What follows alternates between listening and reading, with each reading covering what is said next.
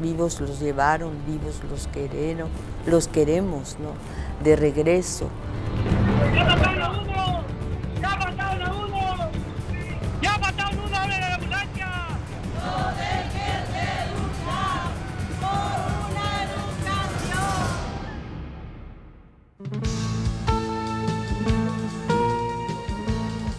Buenas tardes, como todos los sábados estamos aquí con ustedes. Esta vez el mundo no gira al revés. Estados Unidos y Cuba normalizan relaciones realmente. Un momento histórico y obviamente esto eclipsó tantos otros temas. Por ejemplo, la fallida elección de un presidente en el Parlamento griego o la cumbre del Mercosur. En realidad, la cumbre del Mercosur se vio interrumpida porque todo el mundo hablaba de lo que estaba pasando entre Cuba y Estados Unidos. Igual tenemos algunas voces del Mercosur para ustedes que después vamos a compartir durante un programa que obviamente va a estar especialmente dedicado a este tema de Cuba y Estados Unidos. ¿Verdad, Raúl? Así es, Pedro, pero también vamos a tener la oportunidad de compartir un informe que preparó el equipo de Visión 7 que viajó a México, que estuvo en Chotzinapa y en el estado de Guerrero, tomando testimonios sobre el tema de los estudiantes desaparecidos, toda la conmoción social que provocó esto y una investigación que seguramente a quienes no vieron los adelantos que fuimos dando en la semana los va a sorprender con respecto a algunas revelaciones sobre este caso o temas que hasta ahora no han sido conocidos en Argentina o difundidos con respecto a esta situación que sigue afectando a México. El informe de México tiene además una entrevista con Elena Poniatowska, la escritora, muy interesante, realizada durante la Feria Internacional del Libro de Guadalajara. Y bueno, como decía Pedro, lo que nos conmovió a todos fue este 17 de diciembre el anuncio conjunto, porque hablaron simultáneamente Raúl Castro desde La Habana y el presidente norteamericano Barack Obama en relación a que se reanudaban después de 53 años las relaciones entre Cuba y Estados Unidos. Realmente un hecho histórico que lo vamos a analizar. En este momento está con nosotros Atilio Borón, una figura conocida por ustedes, es investigador superior del CONICET, un especialista en temas internacionales. ¿Qué tal? ¿Cómo estás, Atilio? Muchas gracias por estar acá en Visión 7. No, al contrario. Bueno, la primera pregunta sería, bueno, un balance de lo que ha sucedido en relación a un poco el entorno latinoamericano, porque lo que yo veo, o un poco desconfío se puede decir, es que mientras Estados Unidos está lanzando esta buena predisposición a aproximarse a Cuba, diciendo que hasta ahora no ha habido resultado, es más, han dicho que han fracasado, por otro lado, se mantienen las sanciones contra Venezuela de una manera extremadamente dura y en el mismo texto Obama dice que quiere renovar el liderazgo con América Latina. ¿Cómo se interpreta todo esto? Bueno, creo que hay varias cosas, ¿no es cierto? Primero, yo creo que Estados Unidos se enfrenta a un escenario internacional muy complejo, muy desafiante y en donde tener lo que ellos llaman cariñosamente el patio trasero, ¿no es cierto?, más o menos en orden, es un imperativo fundamental. Tienen problemas en Medio Oriente, una situación que se les ha escapado de la mano, tienen problemas muy serios en Asia Central, fíjate la matanza los otros días, problemas gravísimos en África y para colmo de males una situación en el Extremo Oriente en donde la disputa sobre los recursos del mar del sur de la China entre Japón y la China amenaza en algún momento llegar a un enfrentamiento bélico. En ese escenario, reordenar el cuadro hemisférico para ellos es absolutamente fundamental. Primera cuestión. Segunda cuestión. Estados Unidos ha visto, sobre todo el Pentágono, con mucha preocupación, de que al fin y al cabo este bloqueo que a Estados Unidos no le sirvió, Kerry lo dijo de una manera notable, más que Obama. Obama dijo, la política fracasó, hay que cambiarla. Kerry dijo, durante 50 años tratamos de aislar a Cuba y al final de la historia terminamos aislándonos nosotros. O sea, una confesión realmente impresionante. Tanto la de Obama, que fue un poco más suave, pero la de Kerry, pues dice, esa política hay que cambiarla. ¿Cuál es el problema desde el punto de vista militar? Que Estados Unidos, ¿verdad?, tiene en los textos sobre estrategia militar a Rusia y a China como los dos enemigos principales, los enemigos a vencer. Esos enemigos a vencer en función de las ventajas que les dio el bloqueo, o sea, la no presencia de Estados Unidos en la isla, en este momento han hecho una presencia muy fuerte en Cuba. y les preocupa de sobremanera. No se trata de que haya armas nucleares como había en la crisis de los misiles, pero muchos militares americanos están diciendo, al fin y al cabo, hace 50 años casi vamos a la guerra termonuclear porque había armamento misilístico en Cuba y ahora resulta que nuestro principal enemigo, Rusia, y el siguiente, China, están anclados muy fuertemente en una isla a 90 millas. Hay que cambiar esta política. Por eso yo creo que el bloqueo, y termino con esto, a pesar de que hay sectores muy recalcitrantes que ya son parte del pasado, después vemos eso, el bloqueo va a ser impulsado en el Congreso por el Pentágono, más que por cualquier otro. Atilio, esta semana, sin lugar a dudas, lo impactante fue ese anuncio el día miércoles. Y seguramente mucha gente no tuvo tiempo de verlo, o al mediodía, al fin y al cabo se fue a las 14 horas. ¿Qué te parece si compartimos esto y les presentamos qué dijeron Barack Obama y Raúl Castro? Going forward, the United States will reestablish an embassy in Havana, and high-ranking officials will visit Cuba. Where we can advance shared interests, we will, on issues like health, migration, counterterrorism, drug trafficking, and disaster response. Where we disagree, we will raise those differences directly, as we will continue to do on issues related to democracy and human rights in Cuba. But I believe that we can do more to support the Cuban people and promote our values through engagement. After all, these 50 years have shown that isolation has not worked. It's time for a new approach. The embargo that's been imposed for decades is now codified in legislation. As these changes unfold, I look forward to engaging Congress in an honest and serious debate about lifting the embargo. Todos somos americanos. Change is hard, in our own lives and in the lives of nations. And change is even harder when we carry the heavy weight of history on our shoulders. But today we are making these changes because it is the right thing to do. Today America chooses to cut loose the shackles of the past so as to reach for a better future. For the Cuban people, for the American people, for our entire hemisphere, and for the world. Thank you. God bless you. And God bless the United States of America. Resultado de un diálogo al más alto nivel que incluyó una conversación telefónica que sostuve ayer con el presidente Barack Obama, se ha podido avanzar en la solución de algunos temas de interés para ambas naciones.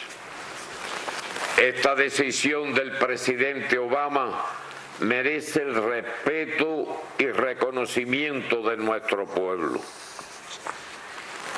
Quiero agradecer y reconocer el apoyo del Vaticano y especialmente del Papa Francisco al mejoramiento de las relaciones entre Cuba y Estados Unidos. Igualmente, al gobierno de Canadá por las facilidades creadas para la realización del diálogo de alto nivel entre los dos países. Hemos acordado el restablecimiento de las relaciones diplomáticas. Esto no quiere decir que lo principal se haya resuelto. El bloqueo económico, comercial y financiero que provoca enormes daños humanos y económicos a nuestro país debe cesar. Aunque las medidas del bloqueo han sido convertidas en ley, el presidente de los Estados Unidos puede modificar su aplicación en uso de sus facultades ejecutivas. Proponemos al gobierno de los Estados Unidos adoptar medidas mutuas para mejorar el clima bilateral y avanzar hacia la normalización de los vínculos entre nuestros países, basados en los principios del derecho internacional y la Carta de las Naciones Unidas. E oggi tutti siamo contenti perché abbiamo visto come due popoli che erano allontanati da tanti anni, ma ieri hanno fatto un passo di avvicinamento. E questo è stato portato avanti da ambasciatori, dalla diplomazia. È un lavoro nobile il vostro, tanto nobile. Un hecho conmovedor, ¿no? Los discursos simultáneos de Raúl y de Obama, lo que esto significó. Y Atilio, te quería preguntar con respecto a lo que decías, digamos, el reposicionamiento de Estados Unidos, la incidencia que puede llegar a tener en lo que viene el Pentágono, pero también hay un discurso hacia América Latina.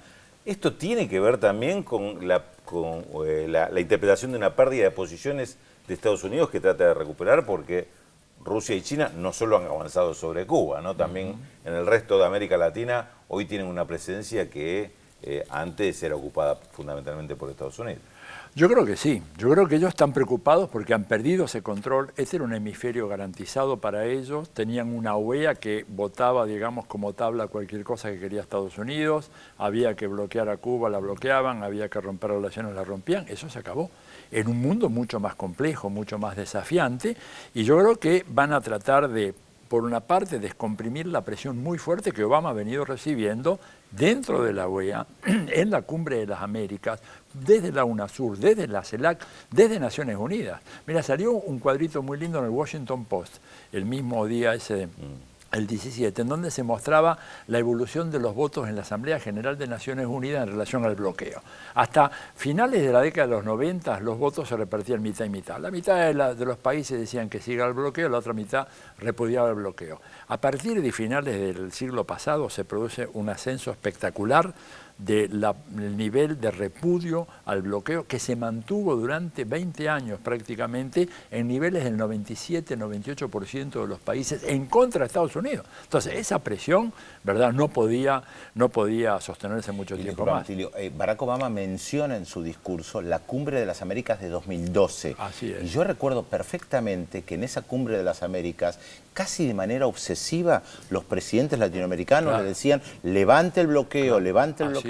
En Trinidad y Tobago, la cumbre aquella, ¿verdad? ¿Fue o en San Pedro no, Sula? eso fue en 2009, cuando Chávez le da el libro. Exacto. Esto es Cumbre de las Américas 2012, que él en su discurso la menciona, porque justamente ahí él dice que ahí se dio cuenta de que se lo estaban planteando todo el tiempo, que tenía una obsesión con el tema Cuba. Pero escúchame, además los tres últimos papas han venido insistiendo en ese tema de manera muy fuerte. O sea que era una situación insostenible. Por supuesto, no hay que olvidarse de la cuestión de los tres prisioneros que estaban allá, ¿no es cierto?, que estaban producto de un juicio absolutamente viciado de nulidad. Un verdadero escándalo para la tradición jurídica norteamericana, cómo juzgaron a esa gente que eran luchadores antiterroristas, que denunciaron, que expusieron los planes de los terroristas y terminaron en la cárcel. O sea, había un cúmulo de factores que tornaban inevitable esa situación, pero sobre todo esta necesidad de reordenar el cuadro latinoamericano hemisférico, pero claro, con contradicciones, porque fíjate que al día siguiente aprietan las clavijas sobre Venezuela. O sea, Estados Unidos sigue siendo un imperio, no hay que tener la menor equivocación en ese sentido, de que ahora se han convertido de pronto en la Madre Teresa de las relaciones internacionales, ¿no? Hay un rediseño, a mí me parece que hay un rediseño en relación a América Latina, ¿no es cierto? Sí. Atilio, te invito a ver las repercusiones que hubo respecto de este tema. Acredito que a possibilidade de relacionamento, o fim do bloqueio, o fato de que Cuba tem hoje condições plenas, né, de conviver na comunidade internacional é algo extremamente relevante para o povo cubano e acredito para toda a América Latina. A nombre de todo el pueblo colombiano, y yo creo que de todo el continente, porque estoy en cierta forma interpretando a todo el continente, celebramos la audacia y el coraje del presidente Obama y del gobierno cubano para tomar esta decisión que abre la puerta a que en un futuro, ojalá no muy lejano, podamos alcanzar ese sueño de tener un continente donde haya paz total, entre las naciones y al interior de las naciones. Es una decisión para quedar en la historia y creo que es muy importante porque en la historia Cuba ya quedó, ese pequeño país, pequeño gran país que soportó 53 años de aislamiento y bloqueo a tan solo 90 kilómetros del país más poderoso del mundo. Hay que reconocer el gesto del presidente Barack Obama, un gesto de valentía y necesario en la historia. Ha dado un paso quizás el más importante de su presidencia. Y Cuba de pie allí, con los cubanos, un pueblo culto, educado, digno de valores. Y ha dicho el presidente Barack Obama que no pueden seguir insistiendo en una política de tratar de llevar al colapso a Cuba como una forma de hacer política. Pareciera una rectificación histórica. These changes will lead to legitimacy for a government that shamelessly, continuously abuses human rights, but it will not lead to assistance for those whose rights are being abused. It is just another concession to a tyranny by the Obama administration, rather than a defense of every universal and inalienable right that our country was founded on and stands for.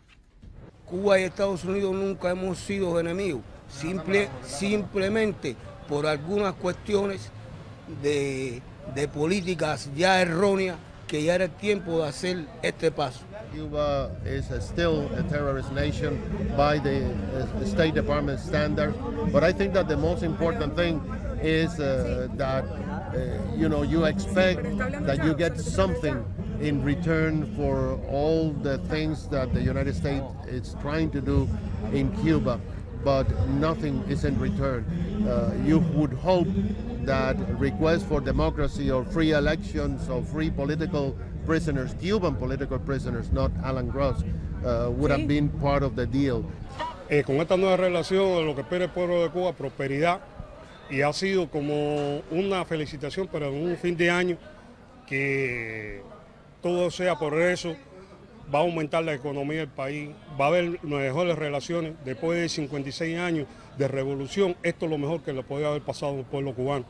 The president's announcement included a large package of measures which would facilitate interaction between the United States and Cuba. It'll be easier for Americans to travel to Cuba, it'll be easier for Americans to send money to Cuba, and it will be much easier for Americans to support the emerging private sector, even with trade and capital infusions.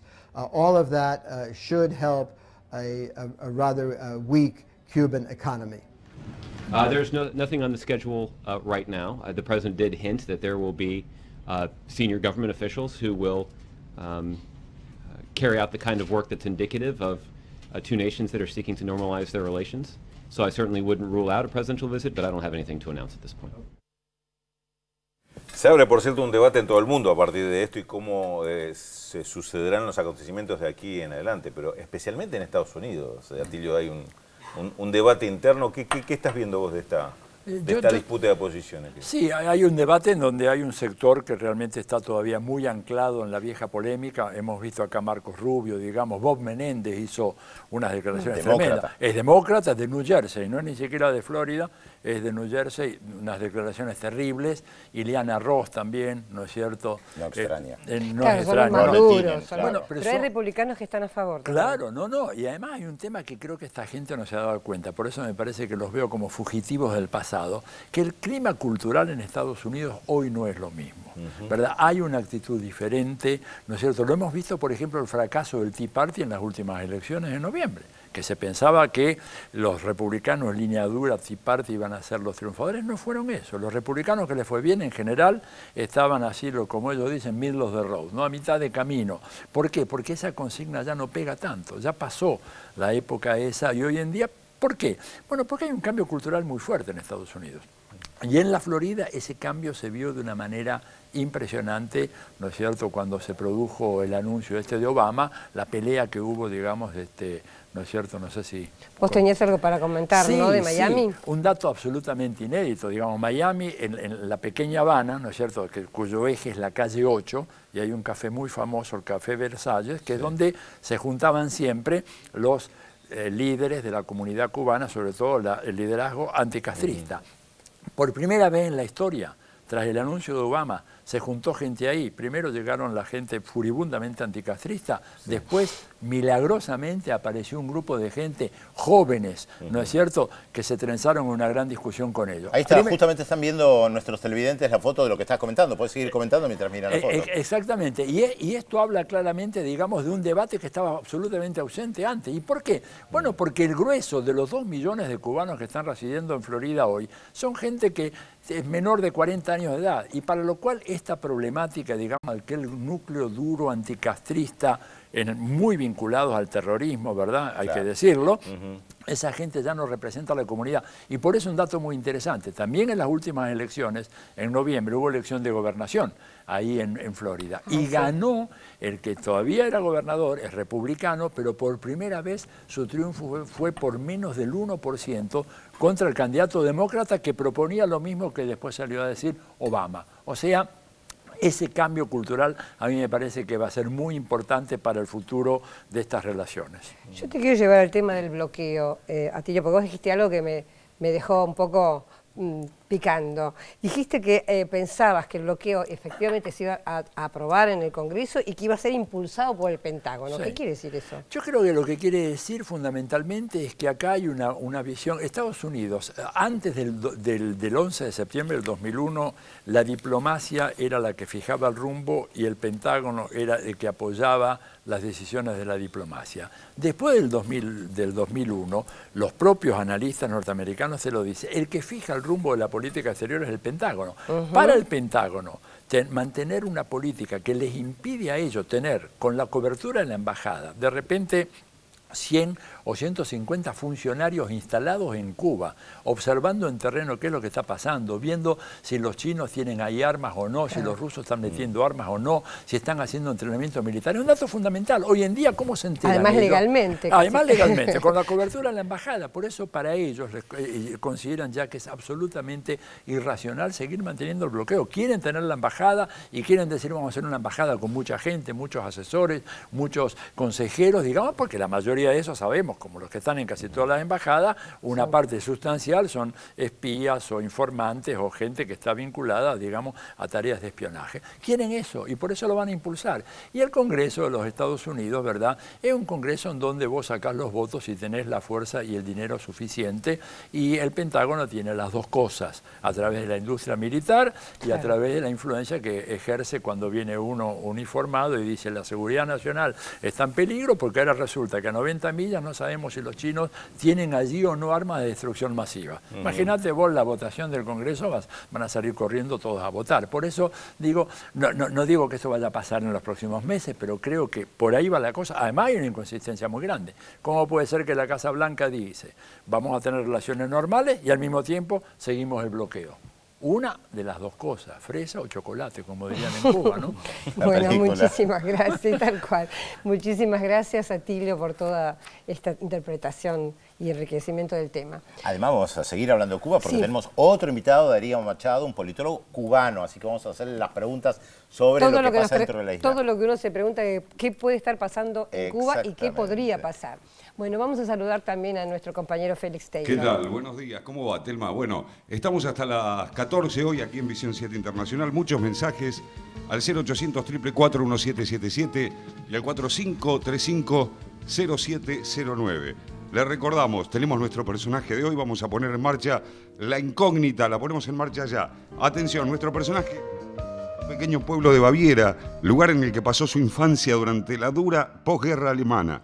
Tras una corta estancia en Suiza, a los 21 años se instaló definitivamente en Inglaterra. Sin embargo, nunca perdió la vinculación con su tierra natal, ya que toda su obra fue concebida en su lengua materna y traducida posteriormente al inglés. ¿Quién es Nuestro personaje 0800 444 1777 y 4535 0709. La primera pausa y le adelantamos los temas que vamos a desarrollar en el próximo bloque. El principio del fin del bloqueo a Cuba. Desde hace 54 años el embargo impuesto por Estados Unidos a la isla ahoga a su economía repercutiendo en la vida cotidiana de sus habitantes. El acercamiento entre los dos países podría ser el primer paso para su levantamiento. Además, Cumbre del Mercosur en Paraná. El rechazo a las sanciones de Estados Unidos contra Venezuela, el respaldo a la Argentina en el conflicto con los fondos buitre y la incorporación de Bolivia al bloqueo fueron algunos de los temas en la agenda del encuentro regional de presidentes. Luego de la pausa se lo contamos como siempre aquí, en Visión 7 Internacional.